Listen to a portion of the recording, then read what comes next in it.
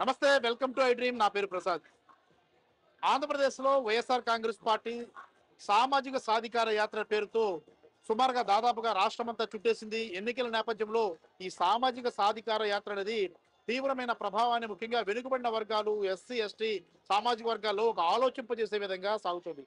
ఈలోపు Telugu Desam party Jai Ho BC పేరుతో ఒక కార్యక్రమాన్ని ఇప్పుడు తీసుకొచ్చిన పరిస్థితి కనిపిస్తుంది. ఈ రెండింటి మధ్య వ్యత్యాసం ఏంటి? అసలు జైహో బీసీ నినాదాన్ని బీసీలు నమ్ముతారా లేదా? ఈ అంశానికి సంబంధించి ఎమ్మెల్సీ వరది కళ్యాణ్ గారు ఉన్నారు. Madam, welcome to I dream. Madam, Jai Ho BC నినాదాన్ని ఇప్పుడు తాజాగా తెలుగుదేశం పార్టీ తీసుకొచ్చింది. మీరు ఆల్రెడీ సామాజిక సాధికార యాత్ర పేరుతో రాష్ట్రం అంతా తిరుగుతున్నారు. ఈ చంద్రబాబు బీసీ నినాదాన్ని జనం నమ్మే పరిస్థితి ఉందా? అస్సలు లేదండి. బీసీల కోసం మాట్లాడే అర్హత గాని, బీసీలకు ఓట్లు అడిగే అర్హత గాని చంద్రబాబు నాయుడు గారికి లేదు.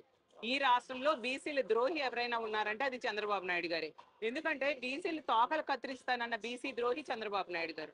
బీసీల అంతు తేలుస్తానని చెప్పిన బీసీ ద్రోహి చంద్రబాబు నాయుడు గారు. బీసీలు జడ్జిలుగా పనికిరారని ఏకంగా కేంద్రానికే లేఖలు రాసిన బీసీ ద్రోహి చంద్రబాబు నాయుడు గారు.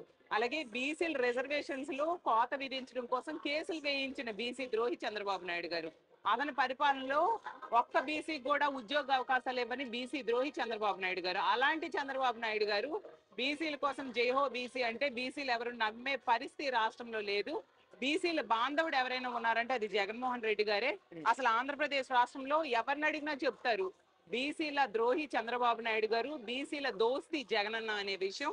అలాగే తీసుకుంటే ఈ రాష్ట్రంలో బీసీలకి పదవుల్లో, పాలసీల్లో, పథకాల్లో అగ్రతాంబూలం వేశారు గౌరవ ముఖ్యమంత్రి గారు అయిన జగన్మోహన్ రెడ్డి గారు. ఈ రోజు తీసుకుంటే లెక్కలేనని నామినేటెడ్ పదవులు 11 మంత్రి పదవులు ఇవ్వడమే కాకుండా డిప్యూటీ సీఎం నుంచి స్పీకర్ వరకు బీసీలకు అవకాశం ఇచ్చారు. రాజ్యసభ స్థానాల్లో 50% బీసీలకే ఇచ్చి దమ్మున నాయకుడని నిరూపించుకున్నారు. ఈ రోజు సంక్షేమ పథకాల్లో కూడా 50% పైగా బీసీలకు అవకాశం ఇచ్చి బీసీలు అంటే అతనికి ఎంత అభిమానమో బీసీ పక్షపాత ముఖ్యమంత్రిగా ఈ రోజు ముఖ్యమంత్రి గారు జగన్మోహన్ రెడ్డి గారిని ఇచ్చారు. చరిత్రలో ఎప్పుడూ అవకాశాలు ఇవ్వని వడ్డెర లాంటి సామాజిక వర్గాలు, బీసీ సామాజిక వర్గాలు కూడా జగనన్న ముఖ్యమంత్రి అయ్యాక ఎమ్మెల్సీలుగా అవకాశం ఇవ్వడం జరిగింది. బీసీ కులగణన మా బీసీలందరూ ఎప్పటి నుంచో డిమాండ్ చేస్తూ ఉన్నారు బీసీ కులగణన చేయమని. దాన్ని ఈ రోజు ఆంధ్రప్రదేశ్ రాష్ట్రంలో చేపట్టడం జరిగింది. అలాగే 56 బీసీ కార్పొరేషన్స్ ఏర్పాటు చేసి వాళ్ళకి ఒక వ్యవస్థ చైర్మన్లు అలాగే డైరెక్టర్స్ వేసి వాళ్ళకు ఒక గుర్తింపునిచ్చారు జగన్మోహన్ రెడ్డి గారు. అలాగే తీసుకుంటే బీసీల కోసం శాశ్వత బీసీ కమిషన్ కూడా ఏర్పాటు చేయడం జరిగింది. కాబట్టి బీసీల కోసం మాట్లాడాలన్నా, బీసీల కోసం ఆలోచించాలన్నా అది చేస్తున్నది ఒక జగన్మోహన్ రెడ్డి గారే అనే విషయం ఆంధ్ర రాష్ట్రంలో ప్రజలందరూ బలంగా నమ్ముతూ ఉన్న పరిస్థితి.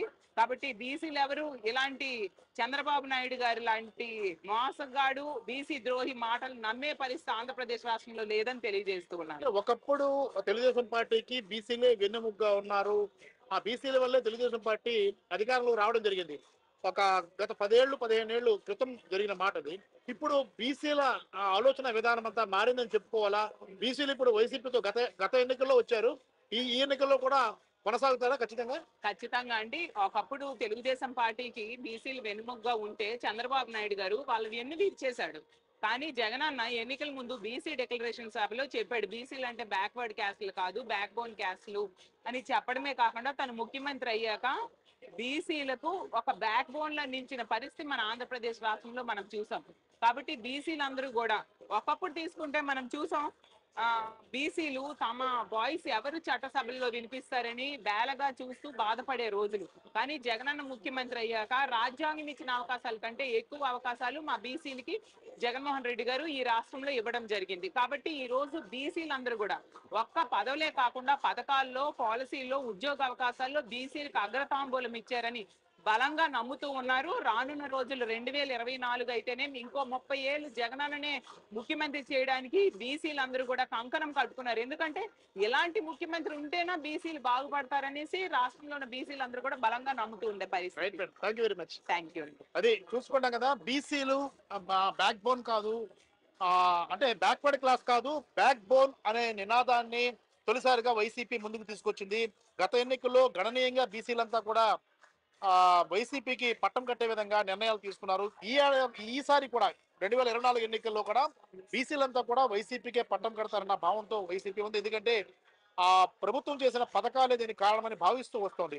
కాబట్టి ఒకవైపు బీసీ సంఘాల నేత బీసీ కృష్ణయ్య చెప్పినా, అలాగే సాధికార సామాజిక యాత్ర పేరుతో కార్యక్రమాలు చేపట్టినప్పుడు కూడా ఇదంతా కూడా బీసీ వర్గాలకు సంబంధించి, ఎస్సీ ఎస్టీ వర్గాలకు సంబంధించి ఒక ఆలోచన విధానాన్ని పెంచడం, లేదంటే ఒక ఆలోచన కల్పించడమే ధ్యేయంగా ఈ కార్యక్రమాలు చేస్తూ రావడం అనేది కీలకంగానే చెప్పుకోవాలి, రాజకీయంగా కథలకు తెచ్చినట్లుగా చెప్పుకోవాలి. ఇది చాలా ప్రభావవంతమైన కార్యక్రమంగా గమనించిన తెలుగుదేశం పార్టీ ఇప్పుడు జయహో బీసీ అనే నినాదాన్ని కూడా తీసుకొస్తుంది. మరి బీసీలు ఎటువైపు వెళ్తారు? ఖచ్చితంగా వైఎస్ఆర్ కాంగ్రెస్ ప్రభుత్వం చేపట్టిన పథకాలకు మొగ్గు చూపుతారా, జైహో బీసీ నినాదాన్ని నమ్ముతారా అన్నది కాలమే నిర్ణయించాలి. కెమెరామెన్ మూర్తితో ప్రసాద్, ఐడ్రీ మీడియా, విశాఖపట్నం.